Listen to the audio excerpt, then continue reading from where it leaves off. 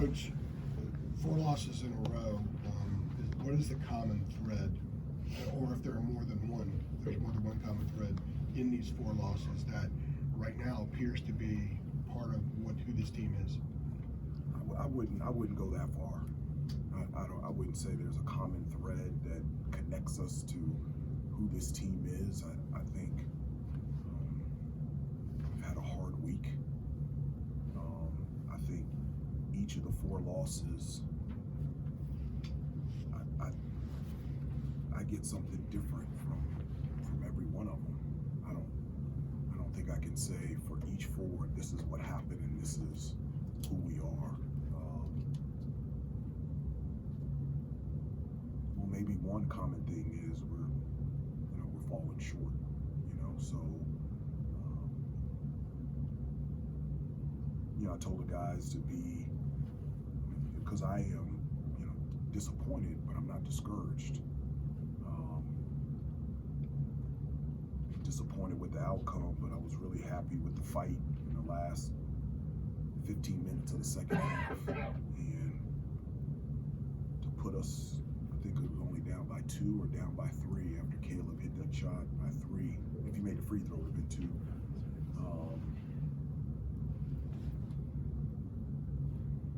And just came up short. I told him also that I'm not panicked. I'm not any of that. I'm convinced, one, this is a good basketball team, and I'm convinced that we're going to be a great basketball team by the end of the season.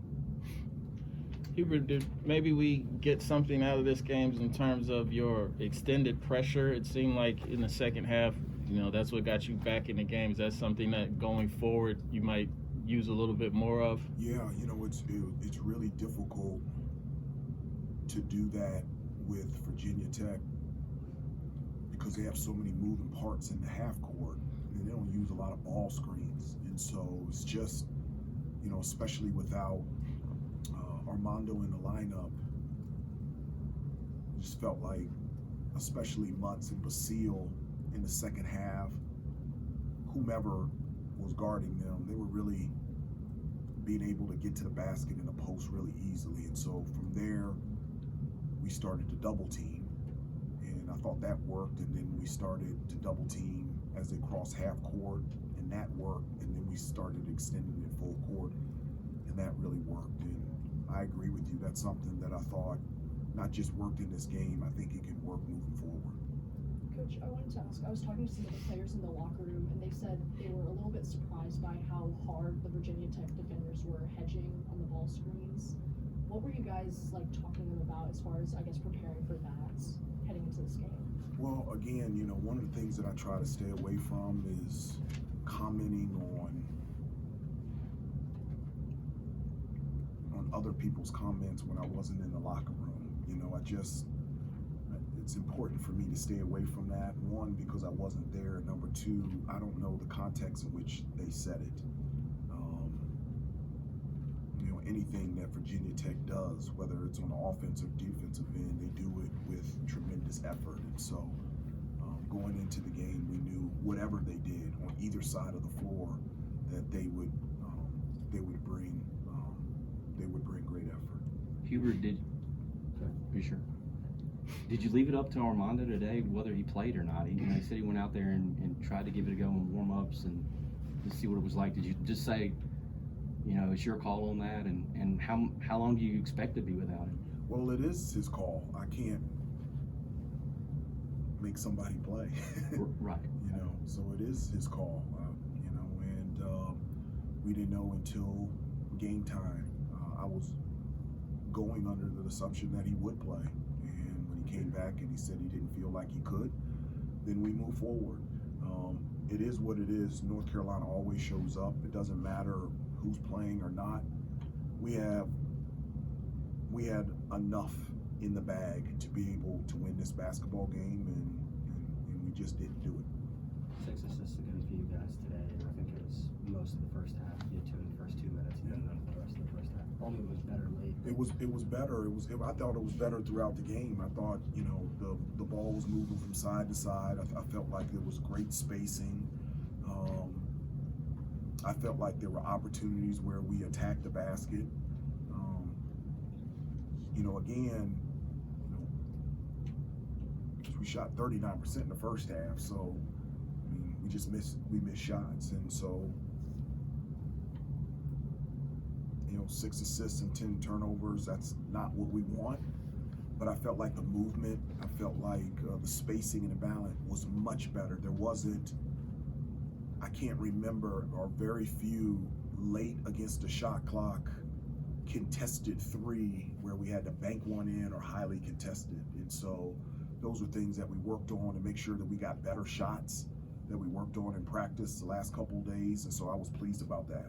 As the shots continue to fall, will that just continue to sort of open up the spacing? I think so. You know, it's a make or miss game. It really is. And you know, maybe I'm wrong. I just filtered, you know, when I played, you know, I just knew the percentages were going to even out. So if I was 0 for 10, I knew that a 10 for 10 game was coming. And so that's not just my hope, but my confidence with a lot of our shooters that there'll be a time that they can close their eyes and it'll start to fall. Coach, there in the first half, you had, you know, a bunch of reserves trying to figure out a lineup coming in. And then there in the second half, it looked like you kind of found a rotation of, you know, 6 to 7 guys that really worked and helped you guys come back. I guess, what was that process like in the beginning of the first half, trying to find the right guys, and then what worked in the second half that helped you guys come back? Well, yeah, I mean, you know, we had guys out with, adding DeMarco, who was leading the team in terms of bench minutes coming off the bench. And so, always a next man up mentality. And I just, in the second half, just found a group that really worked well together, and I felt. And I wanted to keep that group in. I thought we were getting consistently good looks on the offensive end, and I felt like we were really sound defensively. And so it was just a feel that I felt like this group was working, and I was really proud of them because they got us back into the game. Staying on that, some of the guys in the locker room said that Seth and Tyler gave them some vitality when they were out there. What did you Gave like? some what? Vitality. Kind of Okay. gave them a lot of energy, kind of gave them a spark. They did. An energy spark. What did you like specifically about what each of those guys were able to They do today? competed. They competed. They did. They defensively, they competed. It didn't matter whom they were guarding. That person knew that they were there. It was felt.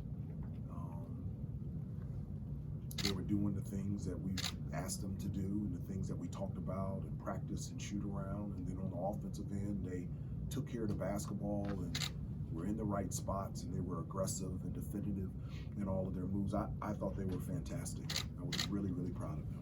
Just a quick follow-up on that. Tyler said he felt like he got better defensively as he got into a little bit more. He kind of lost himself in the game a little bit, especially defensively. Did you see that from him?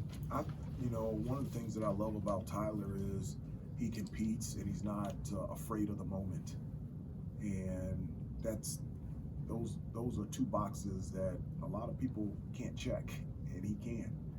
And I was very proud with his effort. I think in the first half he got caught underneath the screen, so he got caught on their 5-man and got pinned down low on the post. But other than that, he just competed out there on the floor, and I'm so thankful that he's a part of this team. Sorry, yeah, you got the last one. Coach, the energy in the locker room seemed kind of demoralizing. So my question is, what's your message to your team over the course of the next week in practice? Well, demoralizing, I think that's a very strong word. I would say disappointed, tired, and that's a good thing. If we went into the locker room and everybody was okay, then that would be a bad thing. I've said this before, guys, that I like to encourage, and I think you can go anywhere and find somebody to criticize, to critique, to tear you down. And my job and what I want is I want our guys to be the best that they can be. And I want them to feel confident. I want them to feel good about their game, and I want them to have positive attitudes. And that's what we'll do. We're gonna get to work. There's some things that we need to talk about and get better, but also like to get better through encouragement as well, letting them know that I care about them and that I believe in them. And I do care about them. I love them, and I care about them too. Coach, thank you. Thanks, everybody.